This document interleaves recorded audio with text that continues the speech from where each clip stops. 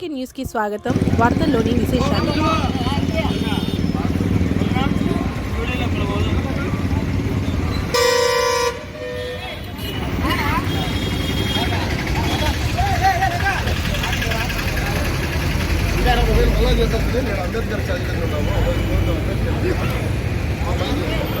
Hi sir.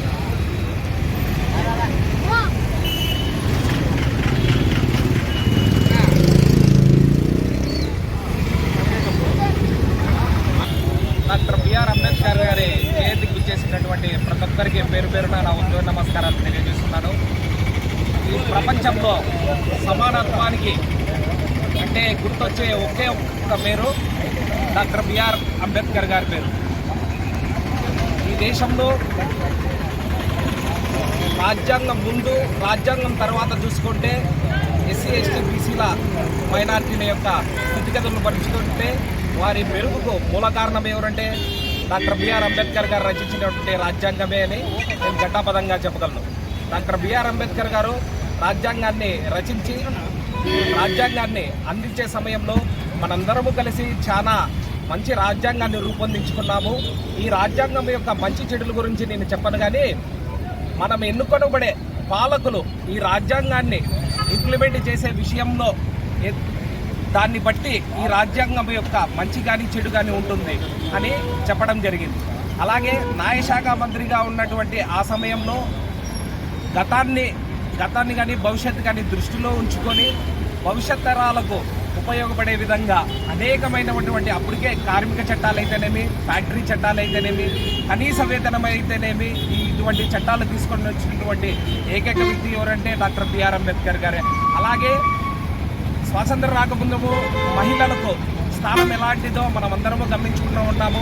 అలాంటి మహిళల కోసము న్యాయశాఖ మంత్రిగా ఉండి మహిళా బిల్లును పెట్టి మహిళా బిల్లును ఆనాడు తిరస్కరిస్తే తన కేంద్ర మంత్రి పదవి కూడా రాజీనామా ఇచ్చి బయటకు వచ్చినటువంటి వ్యక్తి ఎవరంటే డాక్టర్ బిఆర్ అంబేద్కర్ గారే అని చెప్పగలము.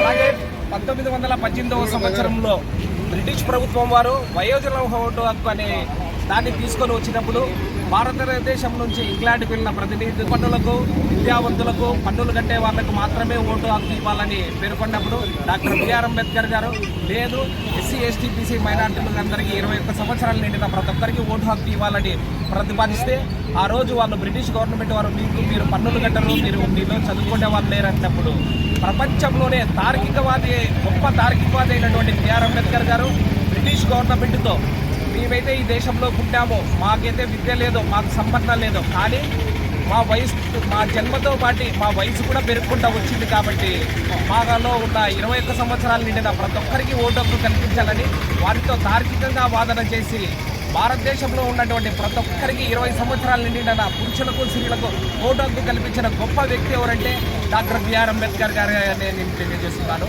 ఆ ఓటు హక్కుని మనము సక్రమైన మార్గంలో వినియోగించుకొని మన ఎస్సీ ఎస్టీ బీసీ పిల్లలు చాలా మంది పాఠశాల విద్యలోనే ఆర్థిక సహాయం లేక వెనుకబడిపోయి తన చదువులు కూడా మానేస్తున్నారని, వారి ఆర్థిక సహాయానికి మనం అందరము కృషి చేయాలని, అలాగే మంచి బాధ్యతాయుత పౌరులుగాను ఆదర్శవంతులుగాను డాక్టర్ బిఆర్ అంబేద్కర్ ఆశయాలను మనం ముందుకు తీసుకోవాలని ఈ విధంగా నేను తెలియజేస్తూ నాకు ఈ అవకాశం ఇచ్చిన ప్రతి ఒక్కరికి పేరు పేరున ధన్యవాదాలు తెలియజేస్తున్నాను. జై భీమ్, జై మాదిగా, జై మదకృష్ణ.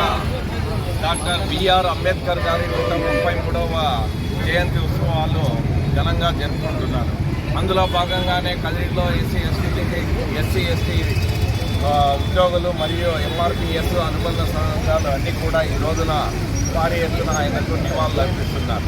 మనము ప్రతి ఏటా అంబేద్కర్ గారి జయంతి రోజున కానీ వర్ధంతి రోజున కానీ ఆయనకు పూలమాలలు వేసేసి ఏదో తీసుకొని వెళ్ళిపోతున్నాము. కానీ ఆయన ఎప్పుడు కానీ నాకు సత్కారాలు కానీ సన్మానాలు కానీ ఇటువంటివి ఎప్పుడు కోరుకోలేదు.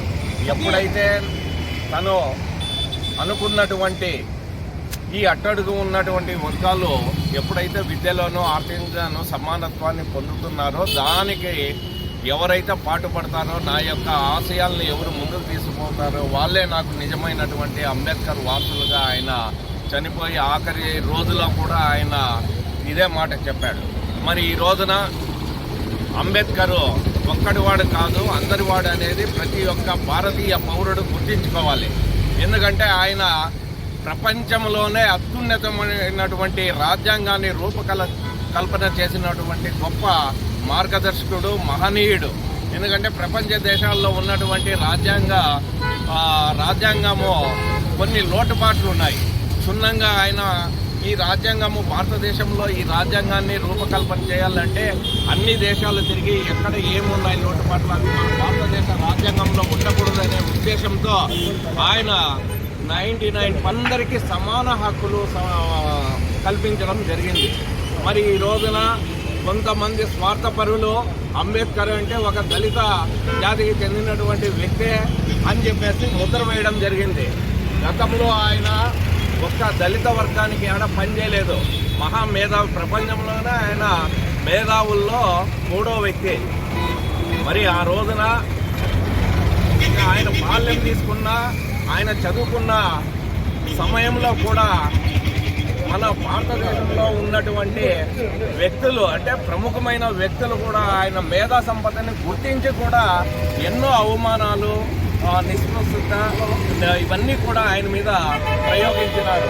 అయినా కూడా ఆయన ఎక్కడ కూడా తన యొక్క ఇండివిజువాలిటీని దెబ్బతినుకోకుండా తన చదువు ద్వారా, తన మేధాశక్తి ద్వారా అందరికంటే ప్రపంచంలో ముందుకు వెళ్ళాడు. మరి ఈ రోజున అత్యున్నతమైనటువంటి ఆ రాజ్యాంగాన్ని కొంతమంది వ్యక్తులు దాన్ని మారుస్తారు.